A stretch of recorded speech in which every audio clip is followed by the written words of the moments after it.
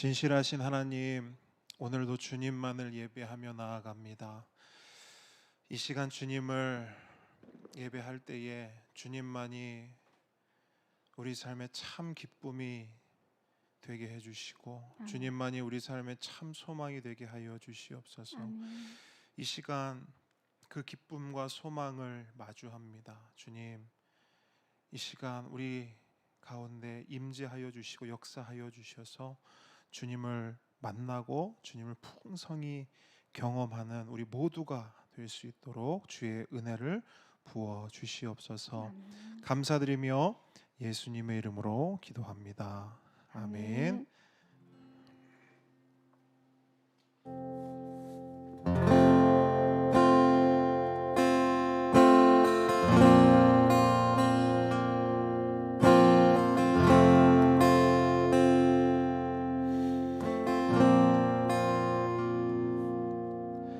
주님과 함께하는 이 고요한 시간, 주님의 보좌 앞에 내 마음을 쏟네.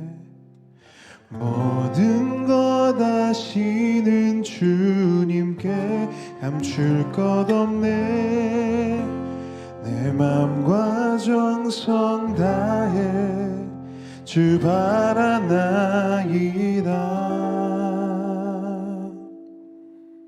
나 염려하지 않아도 내쓸 것 아시니 나 오직 주의 얼굴 구하게 하소서. 다 이해할 수 없을 때라도 감사하며 날마다 순종하며 주 따르오리다. 온 맘 다해 사랑합니다. 온 맘 다해 주 알기 원하네. 내 모든 삶 당신 것이니 주만 섬기리. 온 맘 다해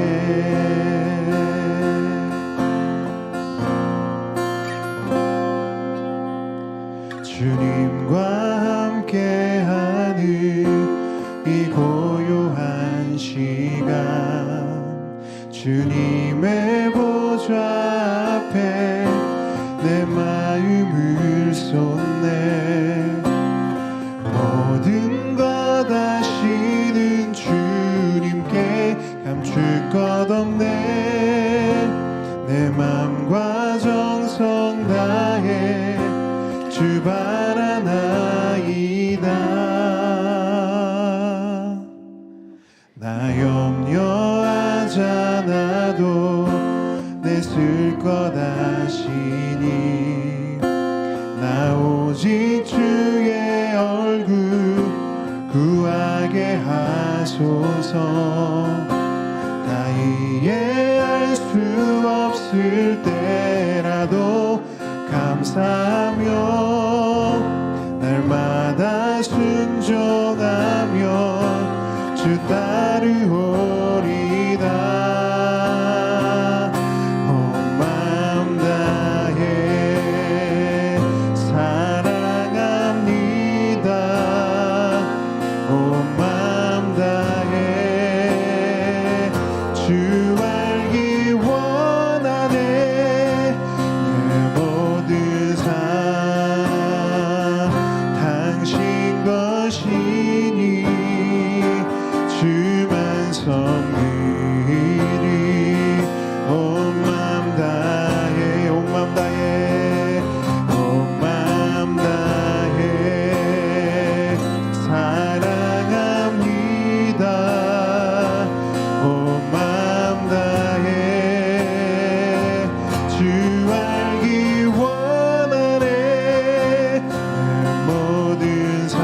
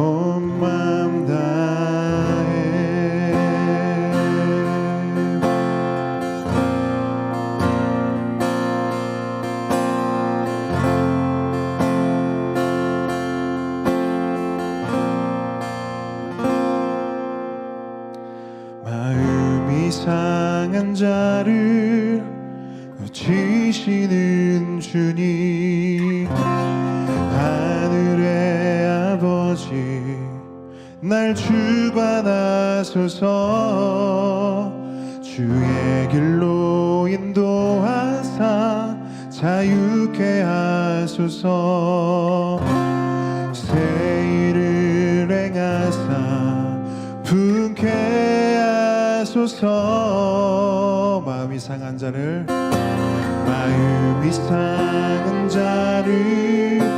고치시는 주님 하늘의 아버지 날 주관하소서 주의 길로 인도하사 자유케 하소서 새 일을 행하사 분케 하소서 의에 줄이고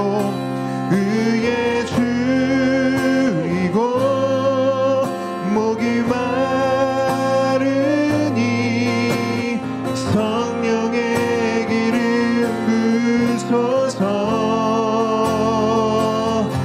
의에 줄이고 목이 마르니 내 잔을 채워 주소서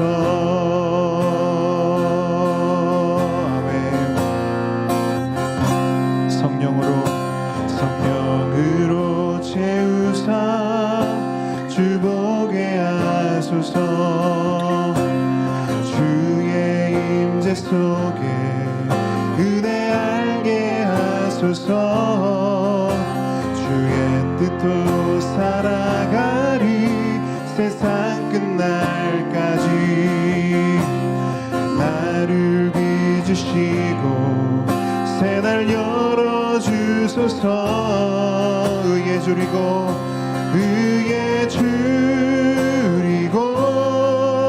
목이 마르니 성령의 기름 부소서 의에 줄이고 목이 마르니 내 잔을 채워 주소서 의에 줄이고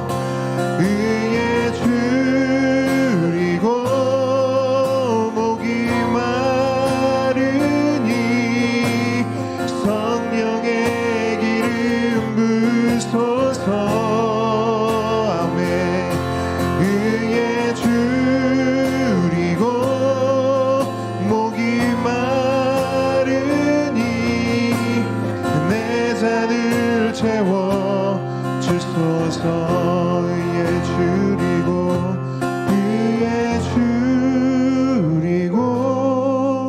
목이 마르니 성령의 기름 부소서 의에 줄이고 목이 마르니 내 잔을 채워 주소서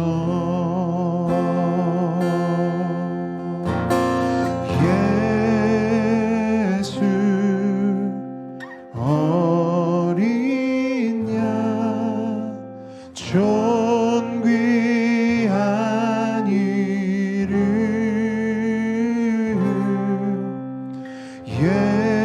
예수 어린 양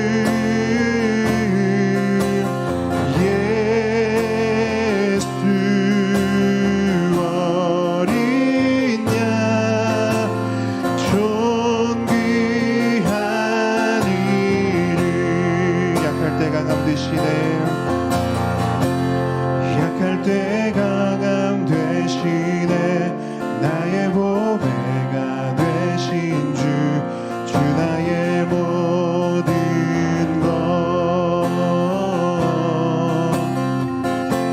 주 안에 있는 보물을 나는 포기할 수 없네 주 나의 모든 것 한 번 더 약할 때 강함 되시네 약할 때 강함 되시네 나의 보배가 되신 주 나의 모든 것 아멘 주 안에 있는 보물을 나는 포기할 수 없네 주 나의 모든 것 예수 어린 양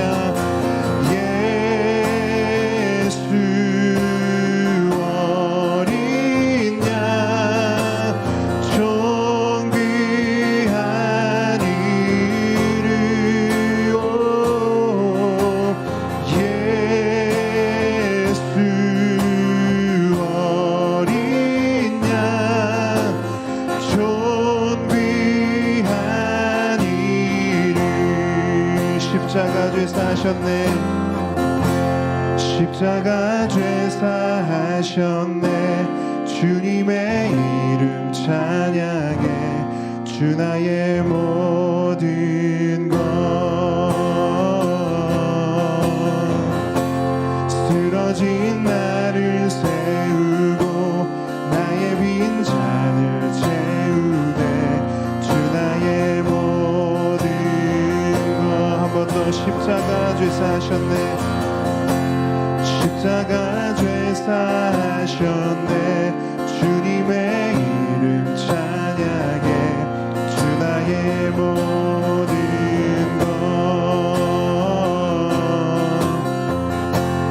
쓰러진 나를 세우고 나의 빈잔을 채우네 주 나의 모든 것 예수 어린 양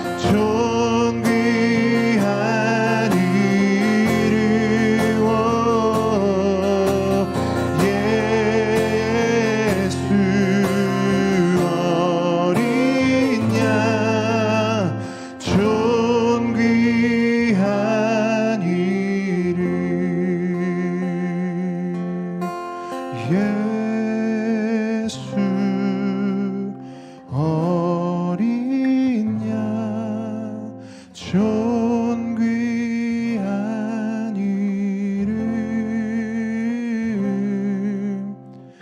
예수 어린 양 존귀한 이름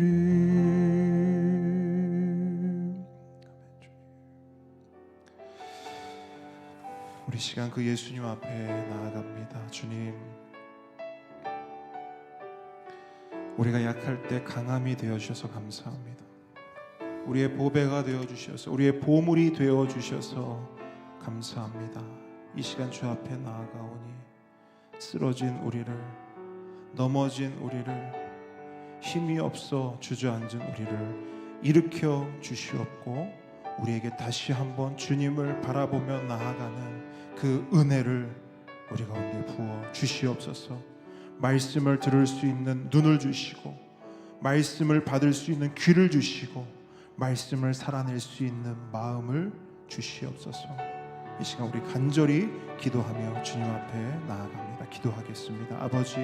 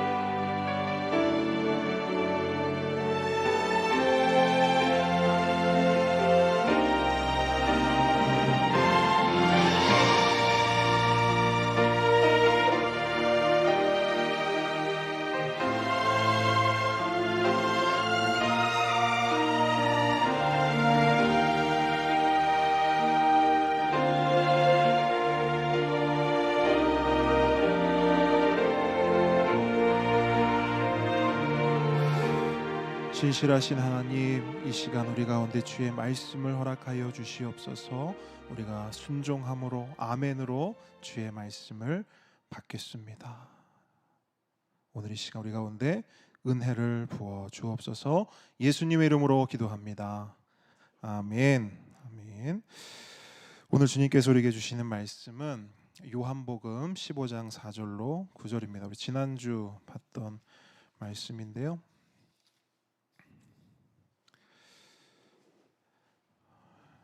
15장 4절로 9절, 이 말씀의 연속상에 있기 때문에 우리 이 본문 가지고 다음 주까지 계속 복음기도 묵상하도록 하겠습니다.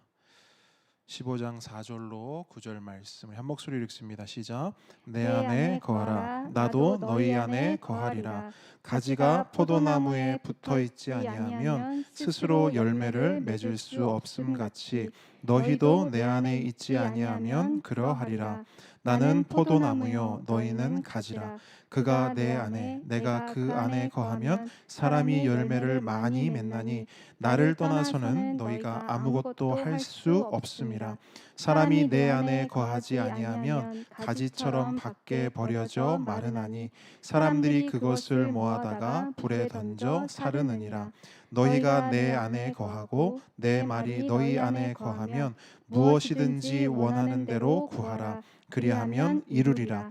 너희가 열매를 많이 맺으면 내 아버지께서 영광을 받으실 것이요 너희는 내 제자가 되리라.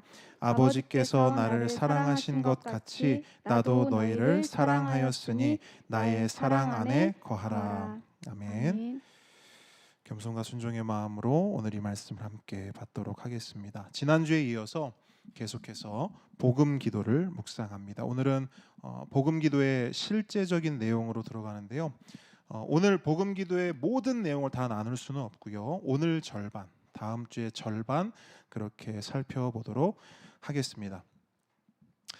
제가 지난주에 복음 기도를 이렇게 정의했습니다. 복음 기도는 살리는 기도다. 기억나시죠? 살리는 기도. 실제로 복음 기도를 통해 지난주 소개해드린 이 복음 본색의 저자인 그리오 목사님이 살아났습니다. 그리고 그 책을 보고 그 복음 기도를 저도 응용해 보고 저도 살아났습니다. 그리고 이 자리에 모인 우리 모두가 그 복음 기도로 살아날 것입니다. 어떻게 살아나는가? 무엇으로 살아나는가? 한마디로 하면 이거죠. 하나님의 사랑으로. 여러분, 우리를 살릴 수 있는 것은 다른 것 없습니다. 오직 하나님의 사랑만이 우리를 살릴 수 있는 줄 믿습니다. 그래서 예수님은 우리에게 이렇게 말씀하세요. 본문 9절 보시면 아버지께서 나를 사랑하신 것 같이 나도 너희를 사랑하였으니 나의 사랑 안에 거하라. 여러분, 예수님이 말씀하시는 것은 둘도 아니고 셋도 아니고 하나입니다. 거두절미 딱 한 가지예요. 나의 사랑 안에 거하라. 나의 변함없는 사랑 안에 거하라. 그러면 살리라. 함께 오는 성도 여러분, 저를 보십시오. 예수님의 사랑 안에 거하십시오. 그러면 삽니다. 거하고 계십니까? 그럼 우린 사는 거예요. 아멘. 여러분, 우리가 사는 방법은요 이것뿐이에요. 아멘이십니까? 우리 경험했잖아요, 그죠? 다른 걸로 사라지던가요? 숨은 붙어 있어요, 그죠? 근데 우리는 알고 있어요. 이 비밀을 경험했어요. 우리가 사는 것은 이것뿐이에요. 이것이 우리 삶의 최우선이 될 때 우리는 살아날 수 있습니다. 그러므로 어떤 상황 속에서도, 어떤 환경 속에서도, 어떤 어려움과 문제 속에서도 여러분 예수님 사랑 안에 거하십시오. 그리고 그 사랑 안에 거하면서 예수님의 그 한결같은 사랑, 변함없는 사랑을 경험하십시오. 다시 한번 강조드립니다. 예수님의 사랑은 언제나 몇 퍼센트? 100%. 무슨 노래 가사 같지 않습니까? 예수님의 사랑은 언제나 100%. 이걸 노래를 한번 만들어 볼까요? 여러분, 우리가 열심을 내지 않아도 우리를 향한 예수님의 사랑 몇 퍼센트? 100%. 우리가 실수하고 넘어져도 우리를 향한 예수님의 사랑 몇 퍼센트? 100%. 바로 이 사랑, 이 한결같은 사랑 안에, 이 변함없는 사랑 안에 늘 거하는 우리 모두가 되길 주님의 이름으로 축복합니다. 그렇다면 그 사랑 안에 거할 수 있는 방법이 뭘까요? 어떻게 하면 그 사랑 안에 거할 수 있을까? 우리가 그 사랑 안에 거한다고 말하고 그 사랑 안에 거하고 싶다고 말해요. 근데 구체적으로 그 사랑 안에 거하는 것이 뭐냐는 것이지요. 그게 바로 복음 기도예요. 우리가 주님의 사랑 안에 거하는 것을 도와주는 것이 뭐냐? 그게 바로 복음 기도라는 것입니다. 그래서 그리오 목사님은 이렇게 말해요. 책에서 저는 스스로를 복음의 진리 안에 담그기 위해, 복음의 진리로 흠뻑 젖기 위해 매일 수년 동안 반복해서 기도했습니다. 그리고 저는 그 기도를, 매일 수년 동안 반복한 그 기도를 복음 기도라 부릅니다. 여러분, 예수님의 사랑 안에 거하기 원하십니까? 그렇다면 복음 기도를 고백하시면 됩니다. 복음 기도의 도움을 받으면 돼요. 그런데 여러분, 저희가 복음 기도를 그 내용을 본격적으로 살피기에 앞서 제가 몇 가지 당부의 말씀을 드릴게요. 이 당부의 말씀은 그리오 목사님이 책에도 적어 놓은 거예요. 그게 뭐냐면 이 복음 기도를 대할 때 우리가 어떻게 대할 것인가, 우리의 태도의 문제예요. 첫 번째가 뭐냐면 이 기도는 마법이 아니라는 거예요. 무슨 말이에요? 이 기도를 마치 마법의 주문처럼 생각하거나 그렇게 사용해서는 안 된다는 것입니다. 복음 기도는 마법이 아닙니다. 두 번째, 이 기도는 주기도문을 대체하는 기도가 아닙니다. 이건 또 무슨 말이에요? 이 기도가 모든 기도 위에 있는 것도 아니고 이 기도가 다른 모든 기도를 대신하거나 대체할 수 있는 기도가 아니라는 것입니다. 이해하셨죠? 자, 마지막으로 세 번째, 이게 제일 중요한데요. 이 기도는, 복음 기도는 우리의 마음을 복음의 진리 안에서 훈련하도록 돕는 도구입니다. 그래서 복음 기도를 하는 데 있어서 여러분 가장 중요한 게 뭐냐면 이 기도를 통해서 복음을 깨닫는 거예요. 이 기도를 통해서 다시 한번 복음을 경험하는 거예요. 이 기도를 통해서 그 복음의 진리 가운데 나의 생각을 복음으로 일치시키는 거예요. 내 안에 복음 아닌 것들을 몰아내고 그 자리에 온전한 복음으로 다시금 세팅, 정리하는 것입니다. 그걸 도와주는 게 바로 이 복음 기도라는 거예요. 자, 이것을 마음에 새기시면서 복음 기도의 내용으로 들어갑니다. 복음 기도는 총 4파트로 나뉘어요. 4부분으로 되어 있습니다. 처음 2부분은 우리에 대한 하나님의 용납과 그것이 우리에게 갖는 가치를 통해 우리의 마음을 새롭게 하도록 도와줍니다. 그 기도의 내용, 첫 번째, 두 번째 파트를 한번 보도록 하겠습니다. 한번 보시죠. PPT로 한번 띄워주시면 우리가 한 목소리를 한번 읽어보도록 하겠습니다. 위에서부터 천천히 읽습니다. 시작. 그리스도 안에서 제가 하는 어떤 일도 당신이 저를 더 사랑하시도록 할 수 없고 제가 한 어떤 일도 당신이 저를 덜 사랑하시도록 할 수 없습니다. 당신의 임재와 인정이 영원한 기쁨을 위해 제게 필요한 모든 것입니다. 아멘. 자, 여러분, 이 두 가지가 오늘 우리가 함께 나눌 부분이에요. 자, 그러면 세 번째, 네 번째도 오늘 한번 보기만 하도록 하죠. 자세한 건 다음 주에 나누고요. 세 번째, 네 번째도 보여주세요. 함께 읽겠습니다. 시작. 당신이 제게 하신 대로 저도 다른 사람들에게 하겠습니다. 기도할 때에 저는 십자가로 당신의 긍휼을 그리고 부활로 당신의 능력을 판단하겠습니다. 여러분, 요 4가지가 복음 기도입니다. 이 4가지. 여러분, 제가 지난주부터 계속해서 여러분들에게 복음 기도에 대한 기대감을 막 증폭시켰어요. 막상 보시니까 어때요? 생각보다 길어요, 짧아요? 짧죠. 여러분이 생각하셨던 것보다는 아마 짧을 거예요. 그리고 내용도 어때요? 뭐 대단히 거창한 내용이 있는 것도 아닙니다. 그런데 여러분, 이 짧은 기도에 힘이 있습니다. 이 간결한 기도가 저와 여러분을 살릴 거예요. 그걸 경험하셔야 돼요.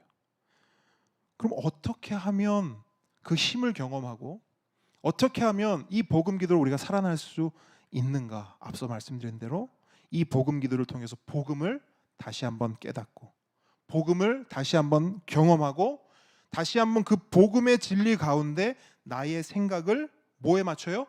복음에 맞추면 내 안에 복음 아닌 것들을 몰아내고 다시금 내 안에 복음으로 나의 생각과 나의 모든 것을 정리하고 세팅하면 여러분 그 힘을 경험할 수 있어요. 복음으로 살아나는 그 귀한 은혜를 경험할 수 있습니다. 그 놀라운 경험을 우리가 다 경험하기를 원합니다. 자, 그러면 오늘은요 복음 기도의 내용 가운데 첫 번째와 두 번째를 구체적으로 한번 살펴보도록 하죠. 이 기도의 내용이 뭘 의미하는가 그것을 알면 여러분 이 기도에 더욱더 큰 힘이 실릴 거예요. 먼저 첫 번째입니다. 여러분 한 가지 질문을 여러분께 드려볼게요.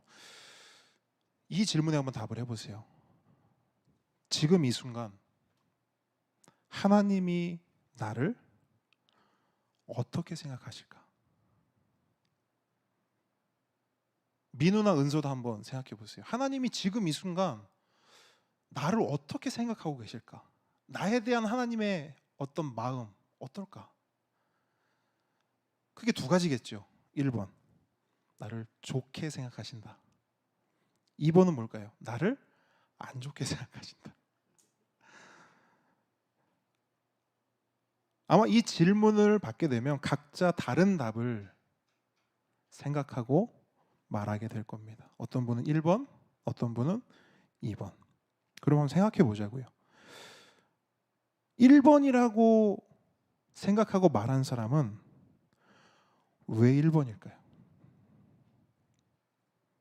아마도 1번을 선택하신 분, 그러니까 하나님 나를 좋게 생각하실 것이다 라고 대답한 분은 오늘 하루를 포함해서 요 며칠 동안 하나님이 기뻐하실 만한, 하나님이 좋아하실 만한 일들을 주로 했을 가능성이 높습니다. 성경도 잘 읽고 기도도 열심히 하고 가족이나 주변 사람들과 특별한 트러블 없이 모든 관계도 잘 하고 아빠랑 문제도 없이 남편이랑 문제도 없이 딸들과 문제도 없이 그런 것들을 잘 해냈으면 그래도 나 나름대로 열심히 했으니까 하나님이 나를 뭐 안 좋게 볼 이유가 있나? 하나님 나를 오늘은 지금까지는 좋게 생각하실 거야 라고 생각하겠죠. 그럼 반대로 2번을 선택하신 분들은 왜 2번일까요? 뭔가 있었던 것이죠. 그죠? 마음에 걸리는 뭔가가 있는 거예요. 하나님 나를 야, 요게 마음에 딱 걸린다. 하나님이 좋아하지 않을 만한, 하나님이 속상해할 만한 그 어떤 일을 요 며칠 상간에 하고 만 것이죠. 책을 보니까 그리오 목사님은 이런 내용들을 열거해요. 아마 이런 일들을 했을 때 아마 하나님이 여러분을 안 좋아한다고 느낄 겁니다. 어떤 유혹에 넘어가서 실족했다거나 아내나 남편에게 혹은 가족에게 못되게 굴고 나쁜 말을 했을 때 전도할 수 있는 기회를 피하고 외면했을 때 돈에 인색했을 때 심지어 이런 것도 적어놨어요. 재활용을 제대로 하지 않았을 때 주일 예배를 드릴 때 온전히 드리지 않고 그 온전히가 어떤 기준인지 모르겠지만 어쨌든 온전히 드리지 않고 딴청을 부리거나 딴 생각을 했을 때 이런 일들을 본인이 버리고 경험했을 때 하나님은 나를 안 좋게 생각하실 거야 라고 여긴다라고 이 목사님은 이야기를 하고 있어요. 이 목사님의 말에 동의가 되십니까? 우리 보통 그래요. 우리가 뭔가를 좀 잘하면 하나님께 예배 드릴 때도 조금 당당해요. 어깨도 좀 펴지고 목도 좀 이렇게 쫙 올라가고 그렇게 됩니다. 이렇게 앞에서 여러분들이 예배 드리는 모습만 봐도 아, 저분이 그래도 월화수 잘 살아. 어떤 분들 보면 이렇게 쪼그라든 분들이 있어요. 고개도 잘 못 들고 찬송도 잘 못하고 막 이렇게 무슨 막 진짜 뭐 대단한 막 죄를 지고 온 사람들처럼 이렇게 쪼그라든 분들이 계세요. 그러니까 우리가 실제로 이렇게 신앙생활을 한다는 것이죠. 그런데 여러분, 이거 복음입니까? 이건 복음이 아니죠. 이거는 복음과 거리가 멉니다. 복음이 주는 생각이 아니에요. 여러분, 다시 한번 복음을 생각해 보죠. 복음이 뭐예요? 복음은 나의 죄에 대한 하나님의 모든 진노를 예수님께서 대신 겪으셨다라는 거예요. 다른 말로 하면 예수님과 나의 자리가 맞바꿔진 것입니다.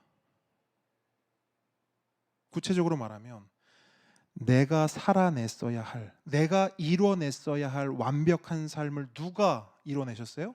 예수님이. 우리가 할 수 없는 하나님의 그 모든 요구를 예수님이 대신 이루어 주셨어요. 반대로 내가 선고받은 죽음을 누가 대신 죽으셨어요? 예수님. 그러니까 예수님과 나의 자리가 바뀐 것이죠. 이게 복음이에요. 그래서 이게 뭘 의미하냐면 하나님이 지금 나를 사랑하시는 것보다 더 나를 사랑하실 수 없다는 의미를 가져요. 더 쉽게 하나님의 사랑이 변하지 않음을 말해요. 왜냐? 하나님께서는 예수님을 지금보다 더 사랑하고 지금보다 더 용납할 수 있어요? 아니요. 예수님을 향한 하나님의 사랑은 변함이 없습니다. 맞습니까? 근데 그 하나님께서 나를 보실 때, 우리를 보실 때 누구를 통해 보시는 거냐면 예수님을 통해서 보시는 거예요. 그래서 아마 여러분 이거 꽤 오래된 설교인데 기억나실지도 모르겠어요. 제가 한번 설교를 할 때 복음을 안경에 비유했어요. 그 뭐냐면 하나님이 우리를 보실 때 어떤 안경을 쓰고 보시는 거냐면 예수님 안경을 쓰고 보시는 거예요.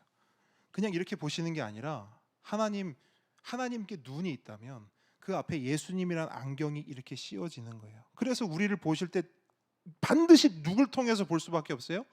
예수님. 여러분 이게 복음의 놀라운 비밀입니다. 이게 진짜 중요한 거예요. 그러니까 하나님과 우리 사이에 누가 계시는 거예요? 예수님. 하나님과 우리 사이에 예수님이 계시는 거예요. 그래서 하나님이 나를 바라보시는 기준은, 나를 판단하시는 기준은 하나님이 민우를 봤을 때 민우, 은서를 봤을 때 은서, 집사님한테 강미분 집사 볼 때 우리를 보는 것이 아니라 누굴 보신다고요? 예수님. 집사님이 믿고 있는 그 예수님을 통해서 하나님이 보신다고요. 그래서 여러분 하나님의 평가 기준 나에게 있지 않아요. 내가 오늘을 어떻게 살았는지 이건 하나님의 평가 기준이 아니에요. 내가 월화수 어떤 일을 벌였는지 이것은 하나님의 평가 기준이 아니라고요. 그럼 뭐가 기준이에요? 오늘도 예수님이 기준이고 월화수도 예수님이 기준인 거예요. 그렇기 때문에 우리가 예수님 말씀처럼 우리가 예수 안에 거하면, 너희가 내 안에 거하면 우리의 상황과 환경이 어떠하든 하나님은 우리를 뭐 하시는 거예요? 사랑하시는 거예요. 몇 퍼센트? 100%. 왜? 예수님을 향한 하나님의 사랑이 100%니까. 그 동일한 사랑이 우리를 향하는 거예요.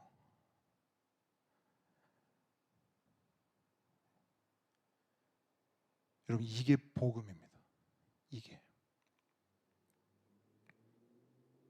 그리고 이 내용을 짤막하게 요약해 놓은 것이 복음 기도의 첫 번째 단락이에요. 방금 제가 드린 말씀들을 기억하면서 우리 첫 번째 단락의 말씀을요, 우리 한 번 더 여러분 마음에 깊이 새기면서 한 글자 한 글자 곱씹으면서 한번 말씀을 읽어봤으면 좋겠습니다. 첫 번째 단락만 읽으시면 돼요. 위에 것만요. 시작. 그리스도 안에서 제가 하는 어떤 일도 당신이 저를 더 사랑하시도록 할 수 없고, 제가 한 어떤 일도 당신이 저를 덜 사랑하시도록 할 수 없습니다. 아멘. 여러분 아멘이십니까? 여러분 이 기도를 붙잡으십시오. 이 복음의 진리를 붙잡고 살아나십시오. 그런 의미에서 여러분 다시 한번 제가 질문 드릴게요. 한번 여러분 답을 맞춰보세요. 스스로 답을 하셔야 돼요. 이거는 자, 하나님은 우리가 성경 10독을 했을 때보다 성경 100독을 했을 때 우리를 더 사랑하실까요? 확실하게 아니요. 우리가 지금보다 더 많은 헌금을 하나님께 드리면 하나님은 우리를 그 헌금 더 많이 낸 만큼 우리를 사랑해 주실까요? 아니요. 아니요. 저는 더 사랑할 수도 있겠어요. 솔직하게. 목사는 여러분을 더 사랑할 수도 있습니다. 하나님은 그렇지 않다고요. 죄송해요. 오해가 될 수 있는데 저도 하나님 닮아가겠습니다. 그렇게 하겠다는 게 아니라 아이고 그런 거 아니에요, 여러분. 네, 오해 안 하실 줄 믿습니다. 한 가지 더 질문. 우리가 지금 당장 지금 우리 모든 삶을 다 싹 정리하고 선교지로 떠나요. 바누아투보다 더 오지로 갑니다. 그리고 거기서 한평생을 선교사로 살아요. 그러면 하나님은 우리를 더 특별하게, 더 깊이 사랑해 주실까요? 아니요. 아니에요. 왜? 이미 하나님의 사랑은 몇 프로? 100%. 거기서 1%도 늘어날 이유가 없어요. 왜? 100%니까. 그리고 그 100%는 우리가 뭘 해도 단 0.0001도 줄지 않습니다. 우리가 어떤 유혹에 넘어져도 줄지 않아요. 우리가 아내나 남편을, 아버지나 어머니를, 가족을 괴롭히고 나쁘게 말하고 주일 예배를 드릴 때 엉뚱하게 이렇게 쪼그라들어서 딴 생각하면서 그렇게 드린다 할지라도 여러분을 향한 하나님의 사랑, 나를 향한 하나님의 사랑 단 0.0001도 줄어들지 않습니다. 여러분 그것을 믿으세요. 그것이 복음이고 그 복음이 여러분을 자유케 할 것이고 그 복음이 여러분을 살릴 것입니다. 그것이 신앙이에요. 그런 의미에서 우리 한 번 더 고백해 볼까요? 저를 따라합니다. 그리스도 안에서 제가 하는 어떤 일도 당신이 저를 더 사랑하시도록 할 수 없고, 제가 한 어떤 일도 당신이 저를 덜 사랑하시도록 할 수 없습니다. 아멘. 여러분 이 기도를 하시잖아요. 저는 이 복음 기도를 통해서 가장 많은 은혜를 누렸던 게 바로 이 첫 번째 단락이거든요. 막 너무너무 힘들고 지칠 때마다 이 기도 한 문장으로 저는 진짜 벌떡벌떡 일어났어요. 이 하나님의 이 변함없는 사랑. 여러분, 사람들은 다 변하잖아요, 그죠? 근데 하나님은 안 변하시는 거예요. 기가 막히게 이 기도를 드릴 때마다 하나님이 저에게 넘치는 그 사랑을 부어주시는데, 아우, 괜찮은 거예요. 저 사람이 날 인정해주지 않아도 괜찮은 거예요. 왜? 아유, 하나님이 변함없이 저를 인정하고 계시는 거예요. 정훈아, 괜찮아. 저 사람들이 널 인정하지 않아도 내가 널 인정하고 있어. 저 사람들이 너 교회 건물 하나 없는 그런 별 볼 일 없는 목사라고 생각해도 나에게 너만큼 소중한 종은 없어. 아, 여러분, 이게요, 어마어마한 거예요. 어마어마한 거예요. 여러분, 가정에서 혼자 신앙생활 하시고 먼저 믿은 자로서 얼마나 힘드세요, 그죠? 누가 인정이나 해줍니까? 거들떠나 봐줍니까? 근데 여러분, 여러분을 거들떠 보는 분이 계신 거예요. 변함없이. 하나님이 여러분을 알고 계시고 인정하고 계세요. 아, 고생 많다. 내가 안다. 그래. 내가 안다. 네 가족 아무도 네 마음을 몰라도 내가 안다는 거예요. 내가. 그 복음의 진리를 붙잡으시기 바랍니다. 자, 이제 두 번째 내용을 살펴볼게요. 참고로 여러분, 제가 굉장히 짤막하게 핵심만 여러분께 설명을 해드린 거고요. 책을 보시게 되면 이 한 단락만 가지고도요, 내용이 수십 페이지입니다. 그래서 제가 권하기는 여러분들 책을 사셔서 한번 꼭 읽어보시기를 추천드립니다. 그래서 그 집사님은 벌써, 제가 지난주 분명히 아직 사지 말라 했는데 벌써 사셨더라고요. 괜찮아요, 여러분. 그래서 여러분들 이 책은 꼭 한 번씩 사셔서 여러분도 읽으시고 어떤 주변에도 좀 이렇게 나눠서 또 그분들도 이 복음을 다시 한번 정리할 수 있도록, 그럼 너무 좋을 것 같습니다. 자, 두 번째 내용을 한번 살펴볼게요. 이번에도 질문으로 한번 시작할게요. 자, 여러분, 우리가 이 세상을 살아갈 때 가장 필요한 것은 무엇일까요? 한번 생각해 보세요. 우리가 살아가면서 가장 필요한 거. 우리가 진정으로 행복해지기 위해 반드시 이건 있어야 한다. 생각하셨습니까? 이 질문에 대해서 그리오 목사님은 이렇게 말해요. 아마 당신이 정말로 정직하다면 돈이라고 대답할 것입니다. 이렇게 책에 써놨어요. 여러분, 정직하십니까? 아니, 물론 다르게 대답할 수도 있죠, 그렇죠? 근데 어쨌든 그리오 목사님은 가장 솔직한 대답은 아마 돈이지 않을까, 이렇게 책에 써놨습니다. 이 질문을 왜 드리냐면, 복음 기도의 두 번째 부분은요, 바로 이 부분을 건드립니다. 그러니까 우상의 문제를 건드리는 거예요. 우리 안에 자리 잡고 있는 우상을 드러내고 그 자리에 하나님을 다시금 앉혀드리는 그 작업이 바로 이 두 번째 기도의 핵심입니다. 여러분, 우상이 뭡니까? 우상은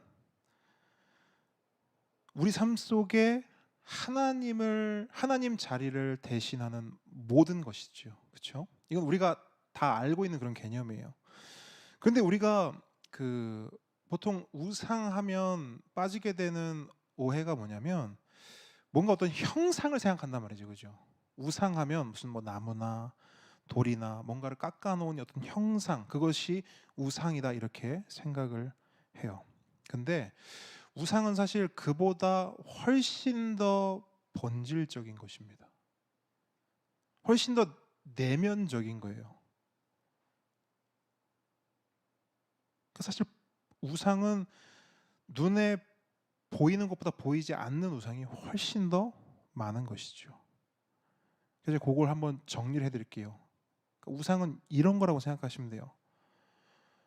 나는 이거 아니면 살 수가 없어 라고 느껴지거나 생각되는 거. 그런 거 여러분 생각해 보셨어요? 다른 건 모르겠는데 나는 이거 없으면 나는 못 살아. 이게 뭐냐면 이게 우상이에요. 또 하나, 나는 내가 좀 기쁘고 행복하려면 이거는 있어야 돼. 이게 있어야 내가 기쁘고 행복하고 좀 안정감이 있어 라고 느껴지거나 생각되는 거. 그게 바로 우상입니다. 그러니까 이런 관점에서 보면 우상의 범위가 넓어요, 좁아요? 넓죠. 굉장히 넓습니다. 넓은 정도가 아니라 이 세상에 존재하는 모든 것은 우상이 될 수 있을까요, 없을까요? 있어요. 이 세상에 존재하는 모든 것이 우상이 될 수 있습니다.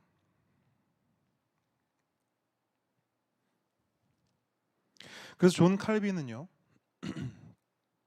인간의 마음을 가리켜 우상 공장이다라고 정의했어요. 우리 이 안을 24시간 365일 돌아가는 우상 공장이다라고 아예 명명한 거예요. 그러니까 이걸 벗어날 수 있는 인간 존재는 없다는 것이죠. 그렇다면 정말 그런가? 우리 안에 정말 그렇게 우상들이 드글드글한가? 간단한 테스트를 해보면 돼요. 몇 가지 질문만 딱딱 던져보면 우리 안에 어떤 우상들이 자리 잡고 있는지 알 수 있거든요. 그러니까 이것도 사실 굉장히 긴 내용인데요. 정말 짧게 간단하게 한번 해볼게요. 여러분 순간적으로 한번 대답을 해보세요. 우리 안에 어떤 우상들이 자리 잡고 있는가? 첫 번째 질문은 이거예요. 내가 미래에 가장 소망하는 한 가지는 무엇인가? 내 인생 이거 하나만큼 내가 꼭 이뤄내고 싶다. 어떤 사람은 직장에서의 성공일 수도 있고요. 어떤 사람은 내 집을 마련한 것일 수도 있고요. 어떤 사람은 자녀들의 성공일 수도 있습니다. 그것이 무엇이든 한번 생각해 보세요. 그 어떤 한 가지. 내가 살면서 이것만큼은 내가 꼭 이뤄낼 거야. 만약 이거 내가 이뤄내지 못하면 내 인생은 가치 없어. 나 인생 실패한 거야 라고 생각되는 거 있잖아요. 바로 그게 우상일 가능성이 99%. 여러분 저에게 그런 게 있을까요? 저에게 있다면 뭘까요? 목회, 그죠? 여러분 목회 어때요? 목사님 목회가 무슨 우상이에요. 그 거룩한 일을. 목회도 우상이에요. 목회도 우상이 될 수 있어요. 왜 그런지는 차차 설명을 해드릴게요. 자, 두 번째 질문. 내가 잃어버릴까봐, 잃게 될까봐 가장 걱정하는 한 가지는 무엇입니까? 어떤 사람은 가족일 수도 있고요. 어떤 사람은 남편이나 아내, 어떤 사람은 자녀일 수 있죠. 그리고 어떤 사람은, 대부분의 많은 사람은 돈일 수도 있습니다. 그게 무엇이든 내가 이거를 잃어버리거나 내가 이것을 완전히 빼앗겨 버린다면 내 인생은 망하는 거야. 나 이거 없으면 나는 난 뭐 살아서 뭐해? 죽어야지. 그런 거 있잖아요. 그게 우상일 가능성 99%. 자, 세 번째 질문. 지금 당장 나에 대해서 딱 한 가지를 바꿀 수 있어요. 뭘 바꾸고 싶으세요? 몸무게. 진짜로요. 몸무게, 외모, 직업, 키, 남편, 아내, 자녀. 그러니까 뭐든 그걸 바꾸면 내가 진짜 기쁘고 행복할 것 같은 거 있잖아요. 나 지금 이 상태에서 내가 몸무게가, 저 말하는 거예요. 몸무게가 한 20, 저는 한 30kg 빠지네. 그러면 진짜 와.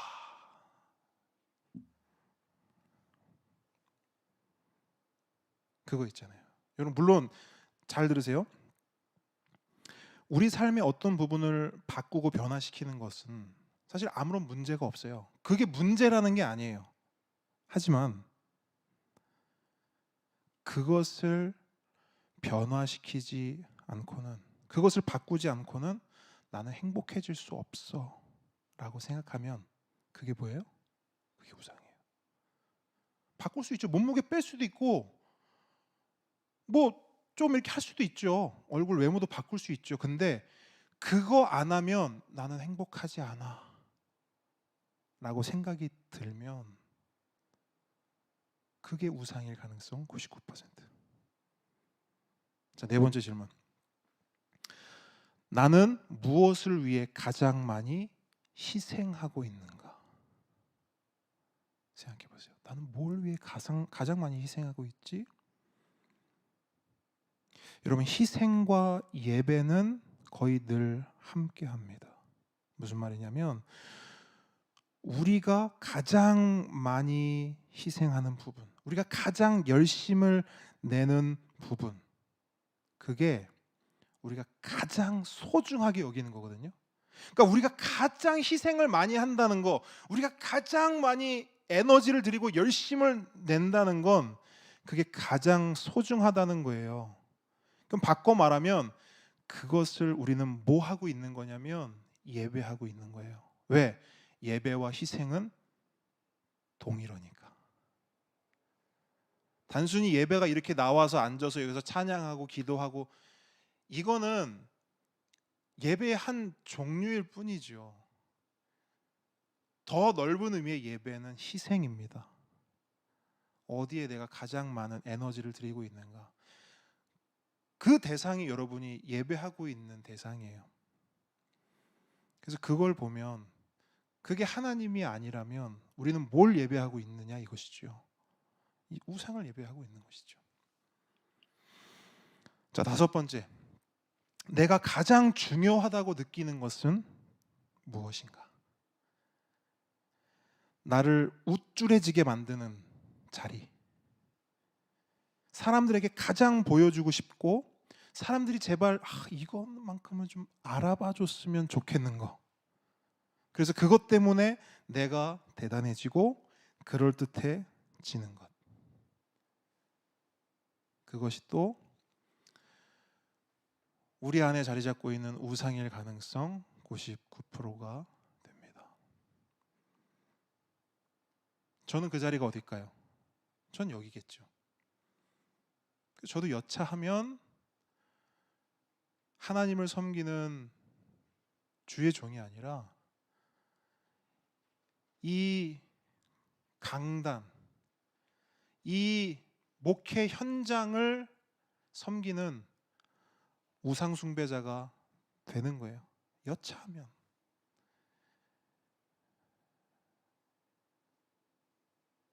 여러분, 칼빈이 우리를 왜 우상 공장이라고 했는지 조금씩 이해가 되십니까? 우리는 진짜 우상 공장. 우리는 24시간 365일 돌아간다니까요. 쉬지도 않고 돌아가. 쉬지도 않고 우상을 만들어내고 그 우상을 섬기고 예배한다고요. 자, 마지막.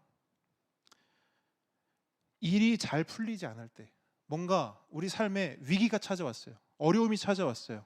그때 나는 어디에서 위로를 얻는가? 난 어디서 쉼을 얻고 어디서 위로를 얻는가? 어떤 사람은 술이나 담배죠. 어떤 사람은 음식, 또 어떤 사람은 음란물, 또 어떤 사람은 게임, 또 어떤 사람은 유튜브, 또 어떤 사람은 사람. 뭐 종류가 굉장히 많아요, 그죠? 근데 우리는 각자 다른 그 위로를 얻는 포인트가 있다라는 거예요. 내가 진짜 힘들 때 내가 찾고 붙잡는 거. 이건 거의 100% 우상입니다. 그래서 여러분, 방금 제가 드렸던 질문들을 스스로에게 던지고 그거를 꼼꼼히 하나하나 적어가면서 추적해 나가면요, 우리 삶에 어떠한 우상들이 자리 잡고 있는가 쉽게 발견할 수 있어요. 깜짝 놀라실 거예요. 저도 매번 할 때마다 놀라요. 이 설교를 준비하면서 또 소스라치게 놀랐어요. 그리고 다행히 이 말씀을 저는 이미 준비했기 때문에, 저는 이 말씀의 은혜를 이미 받았잖아요. 그래서 이 말씀의 은혜를 이미 받고 예배 전에 충분히 하나님께 기도를 하면서 이게 어느 정도 해결이 됐지, 오늘 아침까지만 하더라도 저는 사실 너무너무 힘들었거든요. 너무너무 힘들었어요. 좌절이 됐어요. 제가 매주 수요일 오전마다 이렇게 다른 외부에서 설교를 하는 곳이 있어요. 근데 오늘 제가 이제 설교를 했는데 제 스스로가 이 설교가 이게 안 되는 거예요. 성에 차지가 않는 거예요. 근데 여러분 생각해 보세요. 그런 게 어디 있어요? 주의 말씀을 준비해서 선언하는 것인데 내 성에 차고 안 차고가 어디 있어요? 근데 그것 때문에 오전 내내 씨름했어요.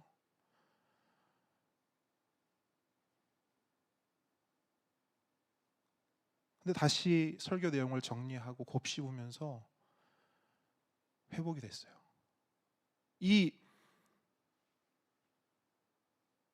우선순위가 정리가 되니까 이게 해결이 돼요.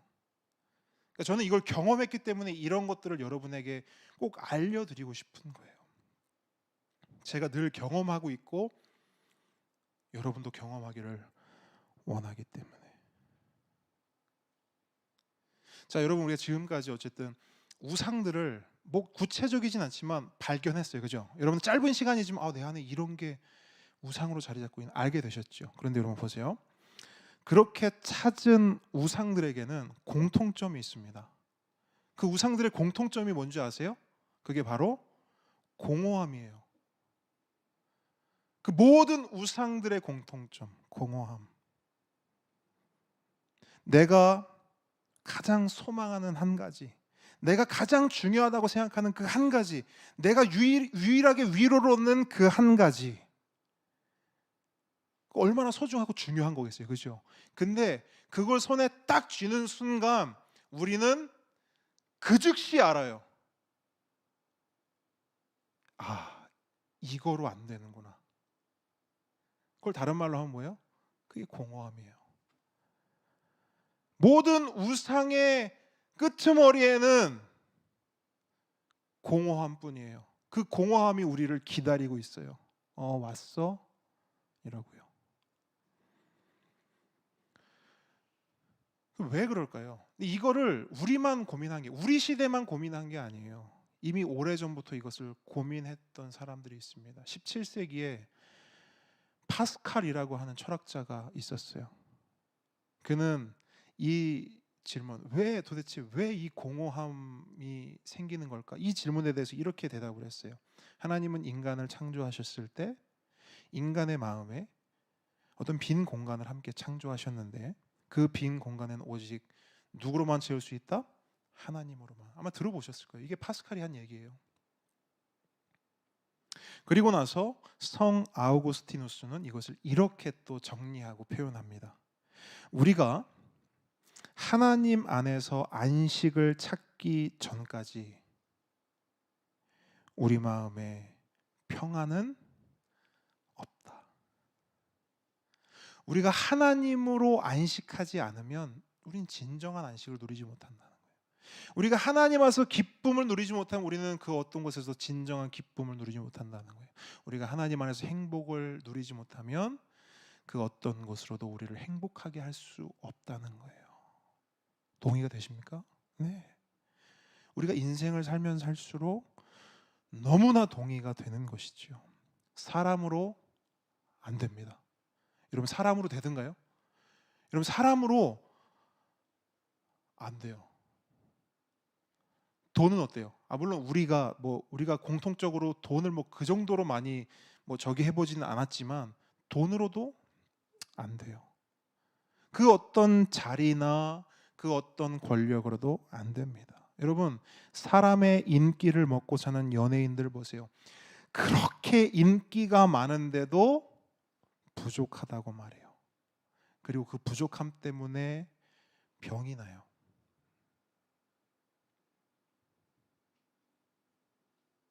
(100만) 명이 팔로우를 하고 사진 하나 올렸을 때 수십만 명이 좋아요를 눌러줘도 그거로도 만족이 안 되는 거예요.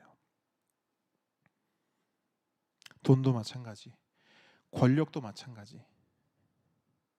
그 자리에 있는 사람들이 하나같이 말하는 게 뭐냐? 부족하다라는 거예요. 부족해요. 아무리 많은 인기를 얻어도 부족하대요. 죽을 때까지 펑펑 쓰고도 다 못 쓸 돈을 가졌음에도 부족하대요. 그래서 없는 사람 거 또 뺏고 쥐어짜고 어떻게 해서든 또 그걸 움켜쥐어요. 채워도 부족하니까. 여러분, 우리 마음의 빈 공간, 우리의 마음의 공허함은 그 어떤 것으로도 채울 수 없습니다. 이미 다 증명이 된 거예요. 우리의 삶이, 역사가 그것을 보여주는 것이죠.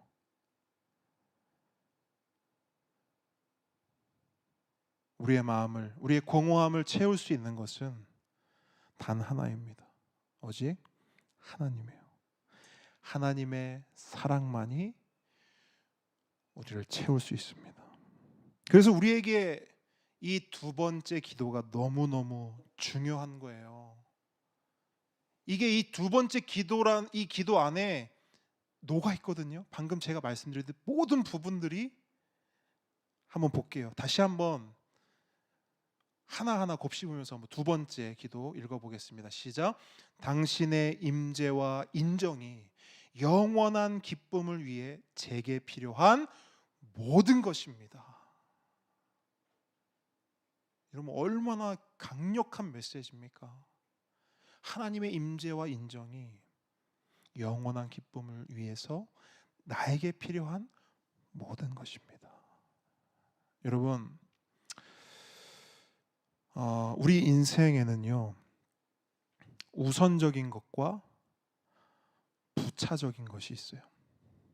여기서 우선적인 것은 하나님이고 부차적인 것은 하나님이 아닌 모든 것들입니다. 그런데 만약 우리가 이 부차적인 것을 우위에 둔다면 우리는 하나님은 물론이고 그 외의 모든 부차적인 것까지 잃게 될 것입니다. 하지만 우리가요, 하나님을 가장 우위에 둔다면 우리는 하나님은 물론이고 그 나머지 부차적인 것들까지 얻을 수 있고 누릴 수 있습니다. 구체적인 예를 들어볼까요? 우리가 교제를 나눌 때 이런 얘기 했잖아요. 제가 이런 말씀을 드렸어요. 그 드라마 보셔도 돼요. 그 연예인 좋아하셔도 돼요. 제가 이 말씀을 드린 이유는 뭐냐면요, 이거예요. 하나님이 우선되면 여러분, 연예인 좋아하는 게 뭐 그리 나쁜 일입니까? 돈이 나쁜 거예요? 직장 생활하는 게 나쁜 겁니까? 아니죠. 하나님을 가장 사랑하면, 하나님을 가장 우위에 두면 이 나머지 부차적인 것들, 하나님이 우리에게 선물로 주신 것이기에 우리는 풍성히 누릴 수 있는 겁니다. 근데 문제는 어디서 시작되냐면 이게 이렇게 될 때 문제인 거예요. 하나님이 우선이 안 되고 부차적인 것이 우선이 되면 그 어떤 것이 여기에 온들 이건 다 우상이 되는 거예요. 아까 제가 말씀드렸죠. 제 목회 현장도 이렇게 되잖아요. 하나님이 뒤로 물러나고 내 목회가 1번이 되면 이 목회도 우상이라고요, 저에겐. 하나님이 밀려나고 이 교회에, 우리 공동체에 하나님은 뒤로 물려나고 교회만 있다면 이 교회도 우상이 되는 거예요. 여러분 이 우선순위의 법칙을 기억하십시오. 그리고 이 두 번째 복음 기도를 여러분 마음에 새기시고 고백하십시오.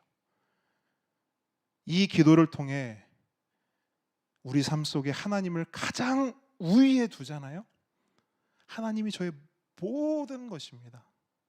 그 어떤 것도 나를 기쁘게 할 수 없지만 하나님만이 나를 기쁘게 할 수 있습니다. 하나님만이 나의 행복과 기쁨의 근원이십니다. 이 고백을 드리면요, 우리 안에 돌아가는 이 우상 공장의 가동을 멈출 수 있는 거예요. 그 방법밖에 없어요. 이 우상 공장을 멈추는 방법. 여러분, 오늘 두 가지 복음 기도 살펴봤어요. 이 두 가지 기도. 그리고 여러분 아까 카톡 그 공지사항 보시면 저희 이제 공동 기도 제목과 함께 복음 기도 전문을 올려놨습니다. 그래서 오늘 기도하실 때 이 복음 기도 여러분 기도하셨으면 좋겠어요. 그리고 매일 여러분 짧잖아요. 길면 좀 부담될 수 정말 짧지 않습니까? 여러분 시간 되실 때마다. 참고로 저는 정말 힘들 때는 정말 무력할 때는 어떻게까지 했냐면 알람을요 9시, 12시, 6시로 맞춰놨어요. 그 알람이 딱 울리면 띠리링 띠리링 하면서 글귀가 딱 떠요. 복음 기도를 하라. 매일 9시, 12시, 6시. 여러분 왜 이렇게까지 했겠어요? 살려고. 여러분 치열하게 복음으로 우리의 삶을 살아냅시다. 그러면 우리 삽니다. 아멘. 오늘도 함께 기도하기 원하는데 여러분 우리 기도 제목 가지고 나온 것들 있잖아요. 기도했으면 좋겠어요. 먼저 하나님께 감사 찬양, 회개, 간구하실 때는 우리 함께 걷는 교회 공동 함께 기도 제목 함께 해주시고 그리고 반드시 복음 기도로 여러분의 삶을 다시 한번 재정비하는 이 시간 되기를 바랍니다. 간절히 기도 가운데 나아갑니다. 기도하겠습니다.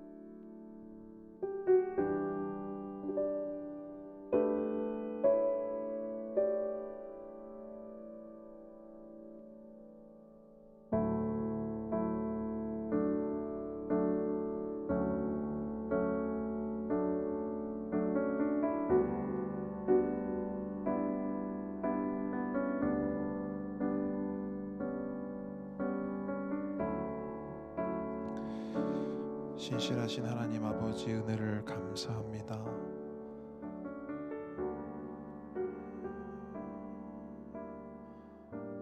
오늘도 주님 앞에 우리의 기도 제목들을 가지고 나아가겠습니다. 주님, 오늘도 우리의 기도를 들어주셔서 감사합니다.